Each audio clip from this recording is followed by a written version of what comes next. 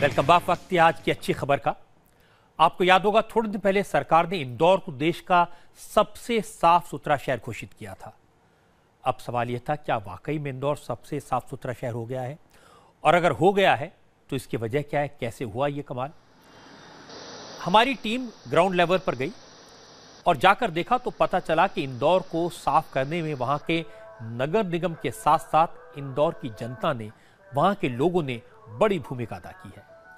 प्रधानमंत्री नरेंद्र मोदी के स्वच्छता अभियान का असर यह हुआ है कि लोग खुद सड़क पर कूड़ा नहीं फेंकते, लेकिन इतना ही नहीं, वो दूसरों को कूड़ा फेंकने से रोकते भी हैं। प्राउड है हमको हमारे इंदौर पे कि इतना अच्छा काम कर रहे हैं, लेकिन यदि गवर्नमेंट इतना अच्छा काम कर रही तो साथ में पब्लिक को भी थोड़ा सा सपोर्ट करना चाहिए इस चीज के लिए। यदि वो किसी चीज का बैन कर रही है या किसी चीज के लिए स्ट्रिक्टली मना कर रही है तो वो हमें फॉलो करना चाहिए। मैं खुद भी चेंज हुआ हूं, और अगर आप चेंज हुए तभी आप दूसरे से उम्मीद कर सकते हैं, दूसरे को बोल सकते हैं।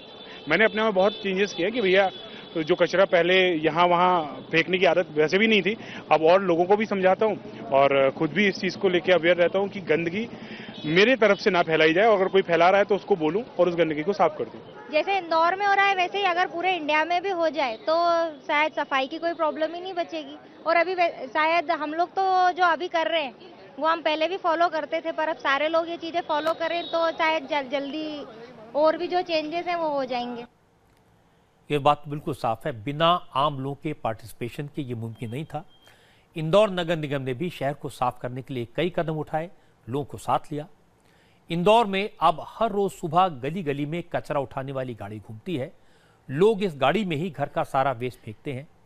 धूल मिट्टी से मुक्ति पाने के लिए नगर निगम ने प्राइवेट कंपनियों की मदद ली है। वैक्यूम क्लीनर से धूल की सफाई शुरू हुई। लोगों को जागरूक करने के लिए इंदौर प्रशासन ने काफी मेहनत की। रेडियो जिंगल्स बनाए, वॉल होर्डिंग्स लगाए, टॉक शोज किए। इंदौर म्युनिसिपल कॉर्पोरेशन ने 400 एनजीओज को लोगों को अवेयर करने का काम सौंपा। पब्लिक प्लेसेस पर कचरा फैलाने के खिलाफ स्पॉट फाइन लगाने की शुरुआत हुई।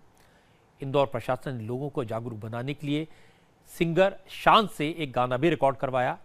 अब हर सुबह ये गाना कचरे की गाड़ी से बजता है, जिससे लोग समझ जाते हैं कि उन्हें कचरा बाहर रखना है। डोर टू डोर कलेक्शन बहुत इफेक्टिव किया है यहाँ पर। इसमें गार्बेज टिपर्स यूज किए 2.7 और 3.3 क्यूबिक मीटर के। दूसरा, बड़ी इफेक्टिव रोड स्वीपिंग हम लोगों ने की है। इसमें आउटसोर्स एजेंसी हम लोगों ने एम्प्लॉय की थी, और उन्होंने एक एल्जिन मशीन्स होती हैं, वैक्यूम सक्शन मशीन्स, उनके ब्रशेज और वैक्यूम बड़ा पावरफुल रहता है। उन्होंने लगभग 400 डंपर से अधिक हमारे डस्ट सड़कों की रिमूव हुई है।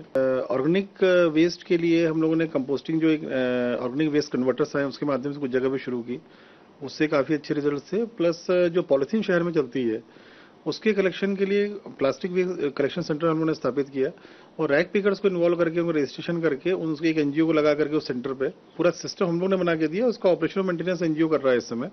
वो रैक पिकर से पर्टिकुलर कॉस्ट में खरीदते हैं, लगभग 5.5 रुपए में पर केजी में, और उसको सीमेंट प्लांट्स में या रोड बनाने के लिए रूरल रोड डेवलपमेंट कॉर्पोरेशन को सेल ऑफ होता है। तो उसका भी रेवेन्यू मॉडल है जो प्रॉपरली चल रहा है। छोटी छोटी बातों का ध्यान रखना पड़ता है। इंदौर में पहले मंदिरों में चढ़ाए जाने वाले फूल और नारियल को डिस्पोज करने का कोई सिस्टम नहीं था। नगर निगम ने इसका तरीका निकाला, एक प्राइवेट कंपनी को ठेका दिया, जिससे वो फूल और नारियल को कंपोस्ट खाद में बदलते हैं। फायदा यह हुआ कि मंदिरों से निकलने वाले कचरे का एक बेहतर इस्तेमाल शुरू हुआ। हर रोज 300 से 500 किलो फूल से 50 किलो खाद तैयार होने लगी है। इस कंपोस्ट खाद को बेहद सस्ते रेट में बाजार में बेचा जाता है, जिससे मशीन की मेंटेनेंस तो दूसरे खर्चे निकल आते हैं। जब हमने ये प्रोसेस प्लांट यहाँ लगाया था तब हमने शुरुआत की थी खजराना गणेश मंदिर से, जहाँ पे दिन के 200-300 किलो हमको आते थे, और ये मशीन जो है कम से कम 600 से 800 किलो पर डे प्रोसेस कर सकती है। तो फिर हमने इंदौर म्युनिसिपल कॉर्पोरेशन की मदद से शहर के जितने भी मंदिर हैं जहाँ पे अलग अलग दिन फूल ज़्यादा इकट्ठा होते हैं, हम अपने जो बैटरी ऑपरेटेड व्हीकल से उसको कलेक्ट करके यहाँ पे डेली 600 से 800 किलो फूल प्रोसेस करते हैं।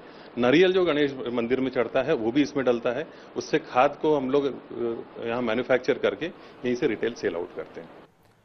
कोई भी सरकार हो, अफसर हो, नगर निगम हो, किसी शहर को तब तक साफ सुथरा नहीं रख सकते जब तक जनता का सपोर्ट ना हो।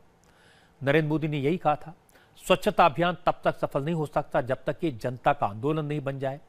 इंदौर के लोगों ने इसे आंदोलन के रूप में लिया। नतीजा सबके सामने है।